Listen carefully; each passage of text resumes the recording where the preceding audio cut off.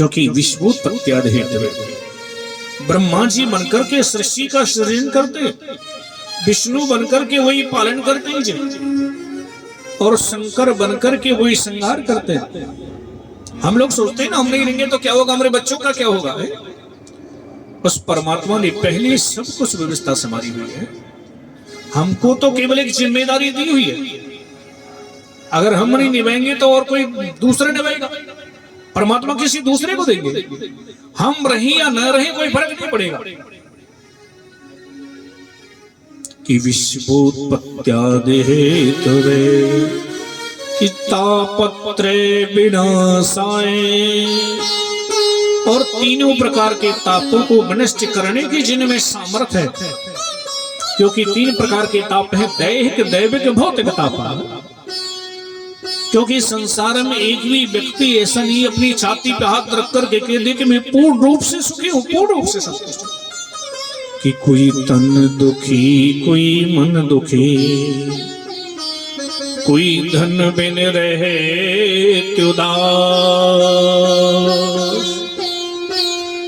थोड़े थोड़े सब दुखी, सुखी राम के दास। कोई धन दुखी, शरीर से दुखी, शरीर में व्याधि लगने के कारण दुखी, कोई तन दुखी, कोई मन दुखी, कोई मनुष्य दुखी है। करोड़ों की संपत्ति है, कोई कमी नहीं है, लेकिन बच्चे नहीं सुनते, माता पिता को पूछते नहीं है, उनका आदर सत्कार नहीं करते। कोई तन दुखी, कोई मन दुखी, कोई धन बिन रहे उदास, थोड़े थोड़े सब दुखी, सुखी राम के दास। कि दीन के धनवान सुखी, धनवान कहे सुख राजा कुभारी, राजा कहे महाराज सुखी, महाराज कहे सुख इंद्र कुभारे, इंद्र कहे ब्रह्मा सुखी, ब्रह्मा कहे सुख विष्णु के भारी, तुलसीदास विचार कहे हर भजन बिना सब जीव दुखारे। क्योंकि सुखी वही जो नाम आधारा, सुखी वही जो प्रभु की आश्रित है। क्योंकि भागवत कहते हैं भगवता प्रोक्तमिति भागवत, भगवान के निवास का नाम भागवत है, और भगवान के धाम का नाम भागवत है, भगवान के भक्त का नाम भागवत है, और भगवान के आश्रित रह करके, भगवान के भरोसे रह करके जो अपना जीवन यापन करे उनका नाम भी भागवत है। तो सुखी वही जो नाम आधारा, जो प्रभु के भरोसे, प्रभु की आश्रित है। कि चाह नसी चिंता नसी, मनवा बेपरवाह, जिसको कुछ नहीं चाहिए वही से निसार। तो इन तीनों प्रकार के तापों को विनष्ट करने की जिनमें सामर्थ्य है, माने शरीर में व्याधि लगने, दैविक माने देवताओं के द्वारा जो हमको कष्ट दिया जाता है, जैसे कोई चीज चिकरेग हो गए माता इत्यादि निकले आए, किसी की शनि राहु केतु इत्यादि, किसी ग्रह के द्वारा कोई कुदृष्टि, इनके द्वारा कोई दुख मिलना हो, दैहिक दैविक भौतिक माने सगे संबंधियों के द्वारा जो हमको कष्ट दिया जाता है, इन तीनों प्रकार के तापों को विनष्ट करने की जिनमें सामर्थ्य है जी, ऐसे श्री कृष्ण भगवान को मैंने हम सब मिलकर के उनके शरणों में प्रणाम करते हैं। श्री कृष्णाय वयम नमः। तो सोनक आदि 88,000 संत जनों ने प्रणाम किया है। तो श्री सूची महाराज कहते हैं कि हे ऋषियों, जिस कथा को तुम सुनना चाह रहे हो ना, ये तो परम दुर्लभ है जी, ये तो देवताओं को भी प्राप्त नहीं होती। ये तो हमारे ऊपर प्रभु की बड़ी कृपा है, भगवत कृपा है, जो हम यहाँ पर कथा भागवत सुन सकते हैं, सत्संग करते, कीर्तन कर सकते हैं। क्योंकि और लोगों में ये नहीं है जी, स्वर्ग में हम कथा भागवत नहीं सुन सकते, क्योंकि स्वर्ग तो एक वैभव भूमि है। यहाँ पर अच्छा हम कार्य करते हैं, उसका भोग भोगने के लिए स्वर्ग में जाते हैं। स्वर्ग जाने की कुछ अवधि है, कुछ समय। गीतम भगवान ने कहा, तीतम भुक्ता स्वर्ग लोकम विशालम चिंडे पुंडे व्रत लोकम विसंति। जैसे हमने अच्छा कार्य यहाँ किया, उसका भोग भोगने के लिए स्वर्ग में गए, परंतु जैसे ही हमारे पुण्य क्षीण हुए फिर इस धरातल पर आ जाते हैं। ये मृत्यु लोक में है, यही पुण्यदायिनी है। यहाँ पर जो हम पाप पुण्य करते हैं उसका फल अवश्य मिलता है। क्योंकि जब राम जी भी अपनी लीला संपन्न करके अपने सारे परकर के साथ में, इष्ट मित्र सगे संबंधियों के साथ में साके धाम के लिए जाने लगे, हनुमान जी से कहा कि हनुमान जी चलो। हनुमान जी ने कहा कि प्रभु हम नहीं जाएंगे। क्यों? प्रभु ये बताओ, आपकी कथा मिल जाएगी वहां वैकुंठ में? भगवान ने कहा कि देखो, कथा तो नहीं मिलेगी लेकिन मैं तो हूं। हनुमान जी ने कहा कि प्रभु जहां पर आपकी कथा ना हो वहां मैं नहीं जाऊंगा, क्योंकि आप तो मेरे रोम रोम में विराजमान हो, आप तो मेरे हृदय में विराजमान हो। क्योंकि हनुमान जी तो चलते फिरते ब्राह्मण रहे जी। तो मेरी प्यारे भक्तों, क्योंकि केवल कथा भागवत इस धरातल पर ही सुन सकते हैं, उसका फल भी मिलता है। तो श्री सूची महाराज कहते हैं कि हे ऋषियों, जिस कथा को तुम सुनना चाह रहे हो नहीं तो परम दुर्लभ है, देवताओं को भी प्राप्त नहीं होती। क्योंकि जब राजा परीक्षित को श्राप लग गया, आचार्य सुखदेव जी उनको कथा सुना रहे थे, उसी समय देवता लोग कि सुधा कुंभम गृत्वा देवास्तत्र समागमन, देवता अमृत का कलश लेकर के आई जी कि एवं विनिमय जाते सुधाराज्ञ प्रवृत्त्यां प्रपश्यामो वयं सर्वे श्रीमद्भागवतामृतम्। अमृत का कलश लेकर के आए सुखदेव जी के पास में और आकर के कहने लगे कि महाराज हम ये अमृत लेकर के आए राजा परीक्षित के लिए। आचार्य सुखदेव जी ने कहा अगर लाएं तो पिला दो, परंतु देवताओं ने कहा कि इसके बदले में हमें आप भागवत कथा का पान कराएं। क्योंकि जब देवता आए थे सुखदेव जी जब ही समझ गए जिस अमृत को पाने के लिए दैत्यों से संधि करनी पड़ी, दैत्यों से संधि करनी पड़ी, इतना झगड़ा हुआ जी देवताओं और दैत्यों में। ऐसा कौन है जो अमृत पीना नहीं चाहेगा कि यहाँ पूर्वम महापूर्वम। वो तो भगवान ने मोहिनी रूप धारण करके देवताओं को अमृत पान कराया। क्योंकि ये देवता स्वीकार कुशलम और अपने कार्य करने में बड़े कुशल है। महात्मा दधी जी के पास में गए, जाकर के उनका शरीर मांग लिया। एक बार गरुड़ जी को भी आवश्यकता पड़ी अमृत की। इन देवताओं ने जब गरुड़ जी को अमृत नहीं दिया, गरुड़ जी से देवताओं को युद्ध हुआ। जब पराजित हो गए, जब गरुड़ जी अमृत लेकर के आए, क्योंकि कथा आती है कश्यप मुनि की जो पत्नी थी माता कद्रू और बेनता, इन दोनों में एक दिन विवाद हो गया जी। बात ही बात में विवाद हो गया, क्योंकि कद्रू कालिया नाग इत्यादि की माता थी, नागों की माता थी, और बेनता गरुड़ जी की माता थी। गरुड़ जी का जन्म नहीं हुआ था उससे पहले की बात है। तो बात ही बातों में इनमें ये झगड़ा हो गया। तो बेनता माता कहती सूर्य भगवान के जो रथ में घोड़े हैं उनकी जो पूंछ है वो सफेद रंग की है। कद्रू कहती नहीं काली है, वो कहती नहीं सफेद है।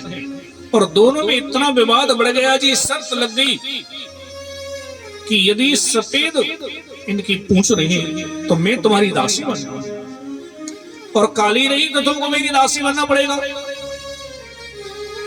तो माता बेनता ने कहा कि ठीक है। लेकिन कद्रू ने नागों से पूछा कि बेटाओ ये बताओ, सूर्य भगवान के रथ में जो घोड़े लगे उनकी पूंछ कैसी है? कि माँ वो तो सफेद है, मेरी तो शर्त लगी, मुझे तो दासी बनना पड़ेगा। कि बेटा एक काम करो, फिर एक दिन की तो बात है, सूर्य भगवान के घोड़ों की पूंछ से जाकर के तुम लिपट जाओ। नागों ने मना किया, खुद जो समझदार थे, लेकिन कद्रुमा उनके ऊपर नाराज हुई तो सर्प ने कहा कि ठीक है माताजी, जैसे तुम कहेंगी वैसे करेंगे। तो ये सर्प जाकर के घोड़ों की पूंछ से जाकर के लिपटे और कद्रुमा ने विनता से कहा कि बहन देख ले, आज देख ले, आज के बाद में मेरी कोई गारंटी नहीं। तो माता विनता ने देखा तो काली दिखाई दी, दासी बन गई, स्वीकार करना पड़ा। कुछ समय के पश्चात जब गरुड़ जी का जन्म हो जाता है जी, अब गरुड़ जी देखते हैं कि इनकी दासी बनकर के रहती है। एक दिन ने कहा कि माँ तुम दासी बनकर के क्यों रहते हो? बेनता ने बात को बदलना चाहा, पलटना चाहा, लेकिन गरुड़ जी ने कहा कि माँ बताओ तो सही कि बेटा एक दिन तुम्हारी मौसी के साथ में मेरी ये शर्त लगी थी कि माँ अब एक काम करो, उनसे पूछो कि तुम्हें दासस्य मुक्त कैसे करेंगे, कि मुझे कुछ भी करना पड़ जाए लेकिन तुमको दासस्य मुक्त करवा करके मानूंगा। तो कद्रुमा ने कहा यदि स्वर्ग से अमृत ला करके कोई मुझे दे देगा तो मैं तुमको दासस्य मुक्त कर सकती हूँ। अब विनता ने गरुड़ जी से कहा, गरुड़ जी ने कहा कि मां कुछ भी हो जाए मैं तुमको दासस्य मुक्त करके मानूंगा। स्वर्ग में पहुंचे, स्वर्ग से अमृत लेकर के आने लगे तो देवताओं के साथ में युद्ध हुआ। इंद्र को परास्त किया, इंद्र ने वज्र का प्रहार किया गरुड़ जी के ऊपर। गरुड़ जी ने एक अपनी पंख गिरा करके मेरी पैरभक्त उनके वज्र का सम्मान किया है। देवताओं को परास्त करके, इंद्र को परास्त करके जब अमृत लाने लगे तो देवताओं ने गरुड़ जी के साथ में संधि किए है। इंद्र देवता ने कहा कि देखो यदि नागों ने अमृत पान कर लिया तो अमर हो जाएंगे, एक काम करो तुम जाकर के अमृत कद्रू को दे देना और मैं वहां पहुंच जाऊंगा और अमृत को लेकर के वहां से गायब हो जाऊंगा। तो गरुड़ जी अमृत लेकर के आए और माता कद्रू को आकर के दे दिया। कद्रू ने विनता को दासस्य से मुक्त कर दिया जी।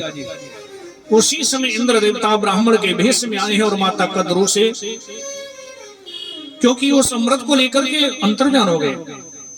कद्रू माने मेरी पैरभक्त उस अमृत को गरुड़ जी से लेकर के कुशाओं के ऊपर रखा था। उसी समय इंद्र देवता वहां से लेकर के अंतर्ध्यान हो गए, परंतु जब कुशाओं के ऊपर अमृत रखा था उसकी कुछ बूंद सिल गई थी। सर्पों ने वो चाटे तो मेरी पैरभक्तों उनकी दो जीव हो गई। आपने देखा होगा सर्पों की जो जीव है कटी होती है दो जीव। तो आचार्य सुखदेव जी कहते हैं ये देवता अपने कार्य करने में इतने चतुर है, इतने कुशल है। राजा परीक्षित के लिए नहीं आए, ये अपने इनमें इनका कोई निजी स्वार्थ होगा। आचार्य सुखदेव जी कहते हैं राजन ये अमृत लेकर, लेकिन इसके बदले में इनको ये भागवत रूपी अमृत पान चाहिए। जब बदले की भावना सुनी आचार्य सुखदेव जी ने उनमें डांट लगा दी, क्यों काचा को मर्डर महान कि संसार में ऐसा व्यक्ति कौन होगा एक कांच का टुकड़ा लेकर के उसके बदले में बहुमूल्य मणि दे जिसका कोई मोल भाव नहीं हो। कहा तो स्वर्ग का अमृत पीने के पश्चात व्यक्ति को इस धरातल पर गिरना पड़ता है। कहा भागवत रूपी अमृत दोनों की बराबरी कैसे हो सकती है? जो भागवत अमृत का पान कर ले वो तो सदा श्री हरि के शरणों में वास करता है। देवताओं में डांट लगा करके वापस भेज दिया जी। देवताओं ने जाकर के ब्रह्मा जी से सारा वृतांत बताया। ब्रह्मा जी से शिकायत लगाई है तो ब्रह्मा जी ने एक तराजू ली है, तराजू के एक पलड़े में भगवत जी को विराजमान कर दिया जी। दूसरे पलड़े में सारे ग्रंथों को, धर्म संस्कारों को रख करके तोड़ना प्रारंभ करिए। लेकिन जिस पलड़े में भागवत जी विराजमान है वो पलड़ा भारी हो गया कि सब साधन रह गए अधूरे, पलड़ा उठा कथा मृत का कि लघुन्यानि जातानि गौर विडमिदम रहे, तदा ऋषि गणा सर्वे विस्मयम् परमं ययो।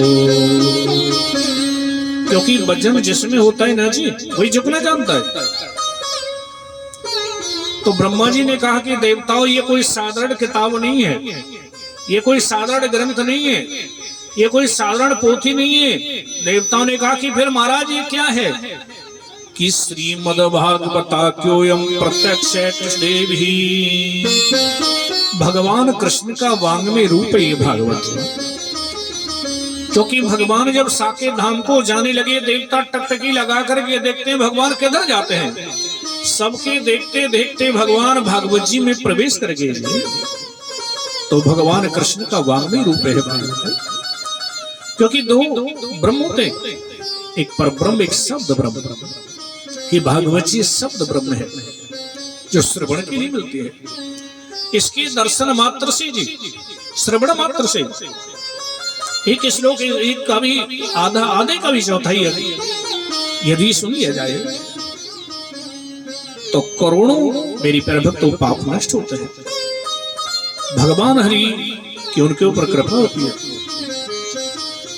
तो ब्रह्मा जी ने मेरी भक्तों देवताओं से कहा ये भगवान कृष्ण का ही रूप है। इधर सोनाकाद ऋषि श्री सूची महाराज से प्रश्न किया कि महाराज हमने तो सुना है कि नारद जी एक स्थान पर टिकते नहीं है, बैठते नहीं, क्योंकि नारद जी को श्राप लगा है। महाराज दक्ष के 11,000 पुत्र थे जी। दक्ष ने उनको आज्ञा दी कि तुम सृष्टि का सृजन करो, सृष्टि को आगे बढ़ाओ। अब सृष्टि को आगे बढ़ाने के लिए पहले तपस्या करने के लिए जा रहे कि पहले हम तप करें, उसके बाद हम सृष्टि को आगे बढ़ाएंगे, पिता के कार्य को हम आगे बढ़ाएंगे। लेकिन नारद बाबा मिल गए जी। पूछा कहाँ जा रहे हो? कि तपस्या करने के लिए। तपस्या करके क्या करोगे? तपस्या करके विवाह करेंगे, विवाह करके फिर बच्चे करेंगे, सृष्टि को आगे बढ़ाएंगे। नारद बाबा ने कहा कि जब तुम्हें विवाह ही करना है, बच्चे करने, तो फिर तपस्या की क्या जरूरत है?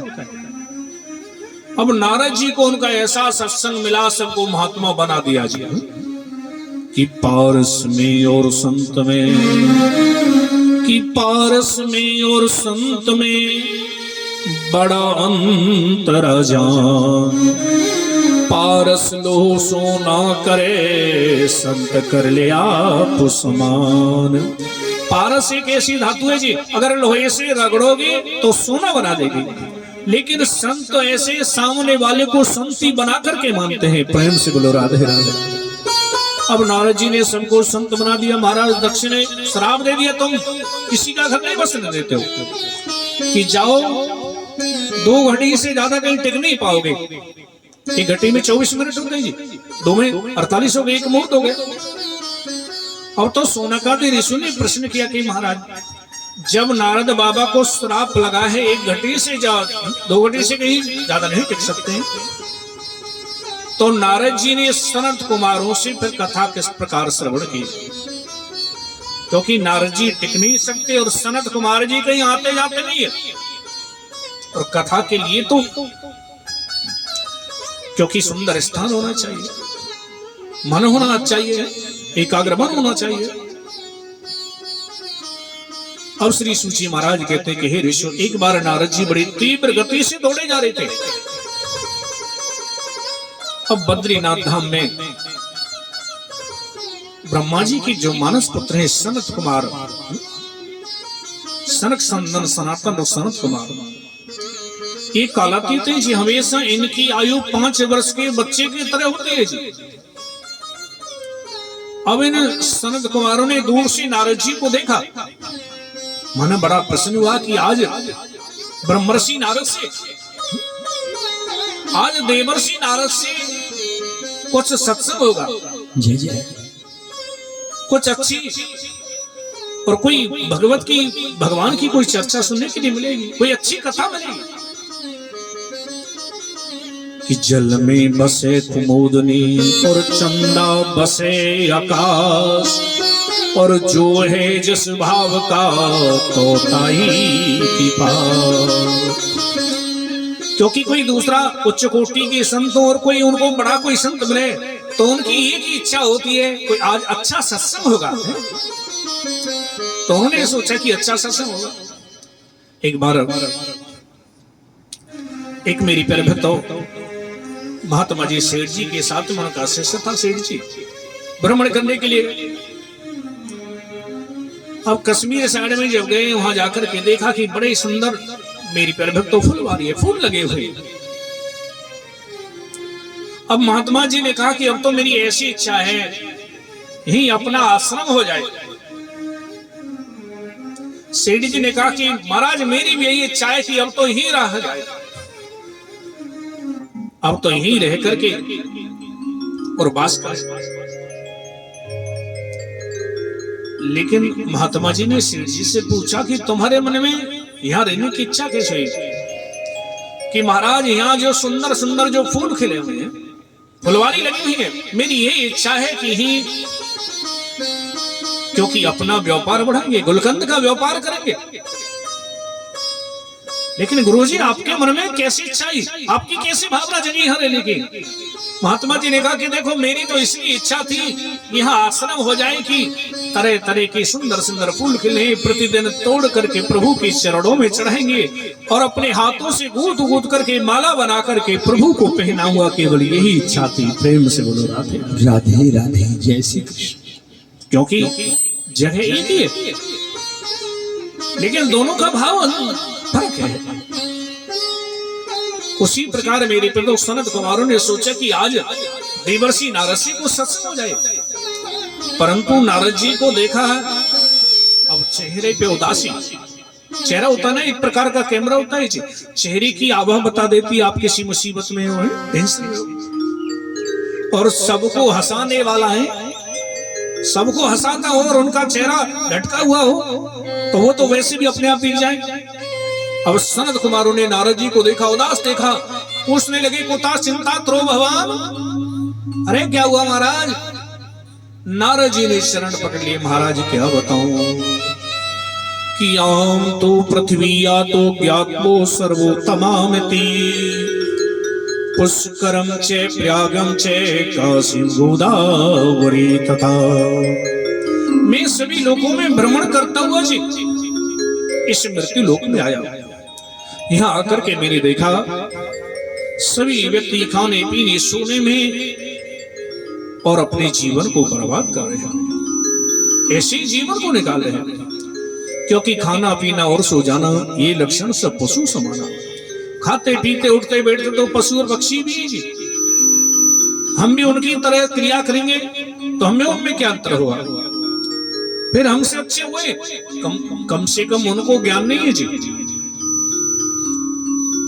क्योंकि सभी जीवों में परमात्मा ने मनुष्य ज्ञानवान बनाया है, उनको तो ज्ञान नहीं है, वो तो अबोध है। क्योंकि जो समझदार होता है ना जी उसका मरण होता है।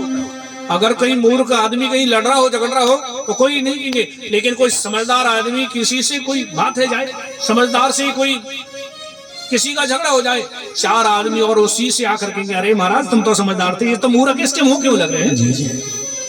तो उसी प्रकार जीव जंतु ये क्रिया करें कोई बात नहीं, लेकिन हम भी मनुष्य होकर के ऐसी क्रिया करें तो मेरी प्यारे भक्तों हमसे अच्छे हुए, उनको कम से कम ज्ञान नहीं है। तो नारद बाबा ने आकर के देखा, बड़ा कष्ट हुआ, सोचने लगे क्या करूं?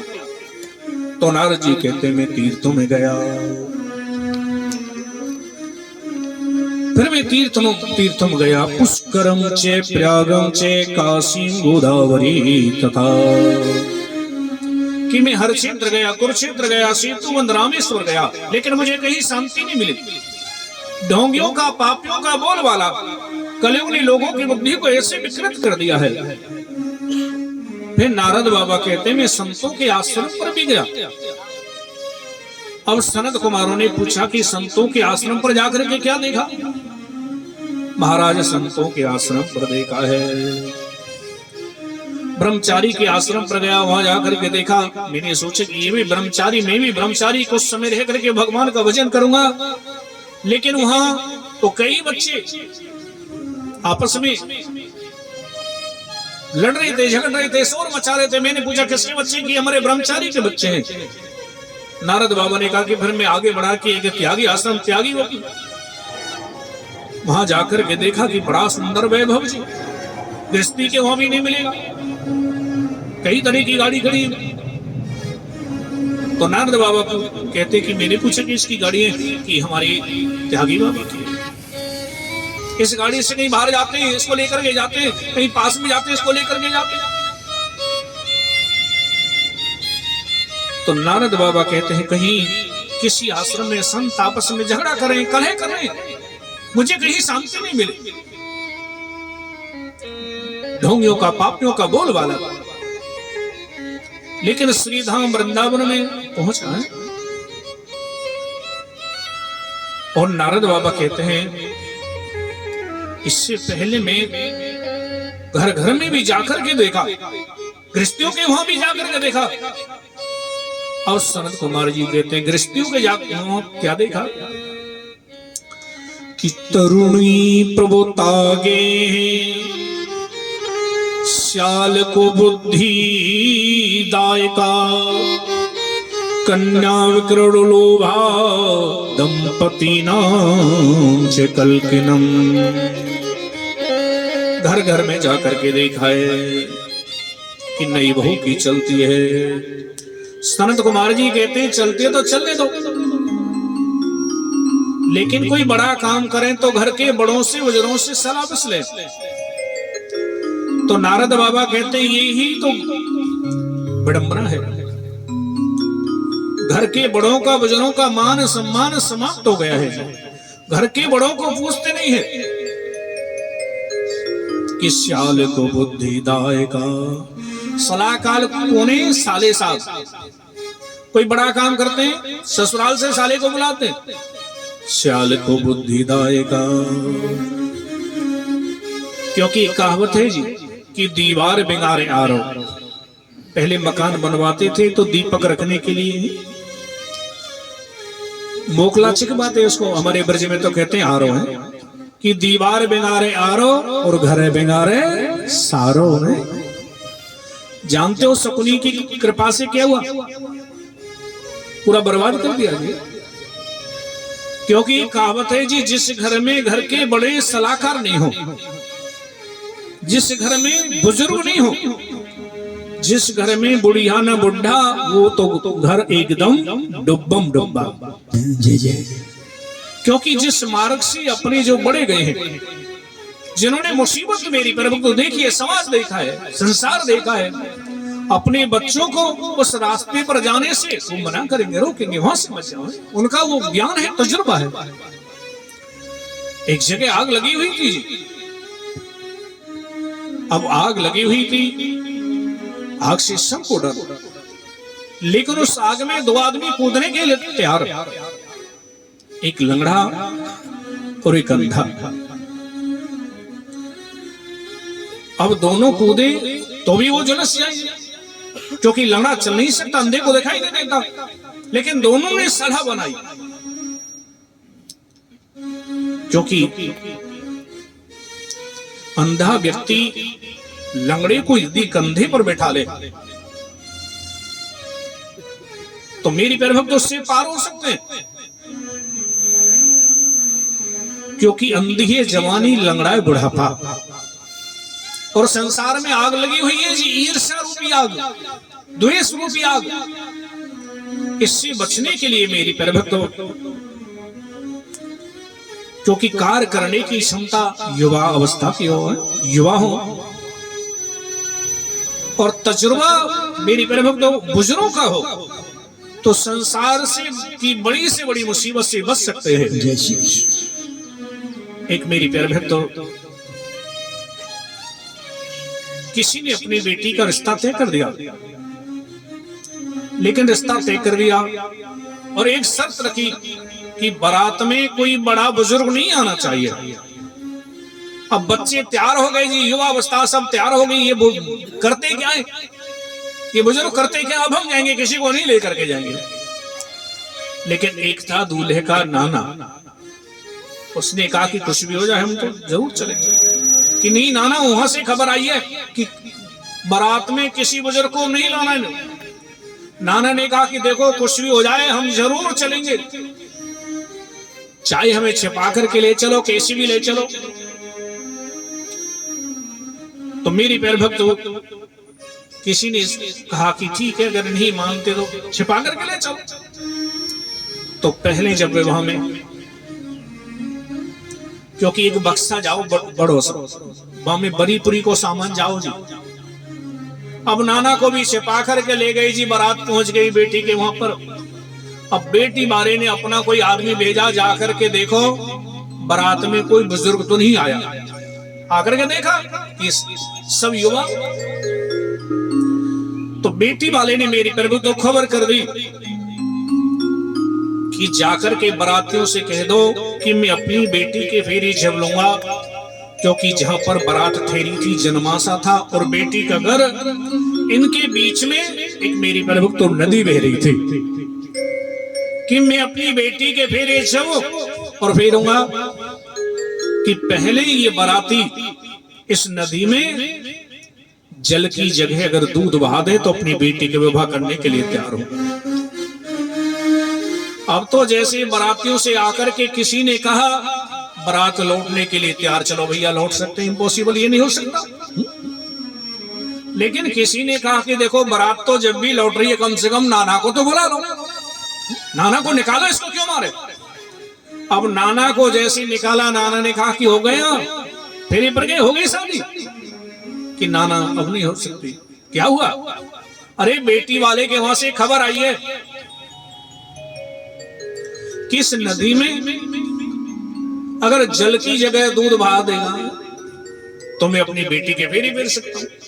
ये हो नहीं सकता, चलो लौट सकते हैं, लौटने में भलाई है। अब नाना ने कहा कि ऐसी छोटी मोटी बातों में बारात लौटते होंगे। अरे नाना तो एक छोटी बात दिख रही है कि हाँ बेटा ये तो बहुत छोटी है, कि जाओ तुम भी हमारी तरफ से खबर करवा दो। हमने दूध की व्यवस्था कर ली है, लेकिन हमारी भी एक शर्त है, इस नदी को तुम खाली करवाओगे और दूध हम बहा देंगे। अब जैसी मेरी पैरभक्तों को ये सूचना मिली, समझ गए कि बारात में कोई बड़ा बुजुर्ग जरूर आया। श्री कृष्ण जय हो। क्योंकि ना तो नदी खाली होगी ना दूध बहा होगा, इसलिए मेरी पैरभक्तों घर में बड़ों की बुजुर्गों की अवश्य आवश्यकता है। तो नारद बाबा कहते हैं कि घर के बड़ों बुजुर्गों का मान सम्मान समाप्त हो गया है, चाल को बुद्धिदाय का। और फिर महाराज श्री राम वृंदावन में जैसे पहुंचा, जाकर के मैंने दृश्य देखा, एक युवती के पास में दो पुरुष मूर्छित अवस्था में पड़े वृद्ध पुरुष, और उस युवती की सेवा में सैकड़ों माई बेटी, कोई जल पिला रही, कोई शरण दबा रही, कोई पंखा सेवा कर रही। अब नारद बाबा कहते हैं ये दृश्य देख करके जैसे मैं आगे बढ़ा तो युवती ने मुझे आवाज दी कि भो साधु छड़म तिष्ठा मच्चिंता पिनाशया दर्शनम तव लोकस्य सर्वतागेरम परम। भो साधु छड़म तिष्ठम, हे साधु तनक रुको, आपके दर्शन मात्र से मेरा ये कष्ट कम हुआ है। अब नारद बाबा पूछते हैं माते आप कौन हो, और आपके पास में ये दो वृद्ध अचेत अवस्था में पड़े, ये कौन है, और सैकड़ों माताएं आपकी सेवा कर रही है, कौन है। उस युवती ने अपना परिचय बताया है कि आम भक्ति रीति ख्याता इमो में तन्यो मतो ज्ञान वैराग्य न मानो कालयोगे जर्जरो। कि मेरा नाम भक्ति है और ये मेरे दो पुत्र हैं ज्ञान वैराग्य। ये सैकड़ों माता गंगा यमुना सरस्वती मेरा दुख बांटने के लिए आई है। लेकिन नारद बाबा कहते हैं कि ये कैसे हुआ। भक्ति माता कहती है कि उत्पन्ना द्रविड़े जाता और बुद्धि कर्णाटके गता, कोचित कोचित महाराष्ट्र गुर्जरे जीड़ताम गता। उत्पन्ना द्रविड़े जाता, मैं द्रविड़ देश में उत्पन्न हुई, कर्नाटक में मैं बड़ी हुई, कर्नाटक में पहुंची तो मेरी वृद्धि हुई। उत्पन्न द्रविड़े जाता वृद्धि कर्नाटके गता, कोचित कोचित महाराष्ट्र। फिर मैं महाराष्ट्र में पहुंची, जगह जगह सम्मानित हुई। लेकिन जैसे मैं गुर्जर प्रदेश में गुजरात में पहुंची तो मैं तो जीर्ण हो गई, बुढ़ी हो गई, और मेरे पुत्र दोनों युवा हो गए। लेकिन श्रीधाम वृंदावन में जैसी पहुंची हूं ना तो एकदम विपरीत हो गया, क्योंकि मैं तो यहां पर युवा हो गई और मेरे दोनों पुत्रों ज्ञान वैराग वृद्ध हो गए। आपने ऐसा कहीं सुना है, देखा है? माता जवान और पुत्र बूढ़े हो जाए। लेकिन ये नजारा श्रीधाम वृंदावन में, क्योंकि वृंदावन में ज्ञान वैराग किसी की नहीं चलती है, केवल भक्ति युवा है कि वृंदावन संयोगात् पुनस्तीम तरणि नवा, धान्यम वृंदावन तेना भक्ति निर्तति यत्र चा।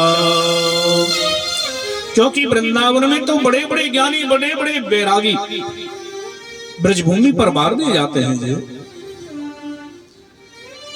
क्योंकि वृंदावन तो मेरी प्यारे भक्त, एक संत ने कहा है कि वृंदावन तो आशिकों का शहर है नवाब।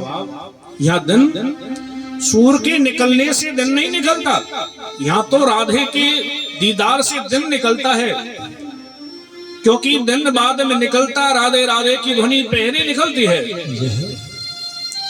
कि देश विदेशों के अनेक लोग यहाँ, जिनके हृदय में जलती प्रेम ज्वाला है, गोपी गुरु गौरव से राज रहे कुंजन में, पाट कर प्रवेशित होता मत वाला है। प्रेम की परीक्षा होती, प्रेम का ही प्रश्न पत्र मिलता निराला है। उद्धव जैसे सिंहाए पाठ पढ़ने को, वृंदावन प्रेम की पवित्र पाठशाला है। क्योंकि वृंदावन में क्या है? वृंदारण्यम मेरी तुलसी का वन है, और जहां पर मेरे ठाकुर जी विराजमान है, बिहारी जी का मंदिर है। और मेरी प्यारे भक्तों, जहां राधे राधे की ध्वनि निकलती होती है, और 7 दिन यही वृंदावन बना देना है। पावन प्यारा अगर महकेगा तो मन चंदन हो जाएगा, पावन प्यारा अगर महकेगा तो मन चंदन हो जाएगा। नारी राधा हो जाए तो नरमोहन हो जाएगा। इस तन को चाहे कितना भी रंग लो जी, कोई फर्क नहीं होगा।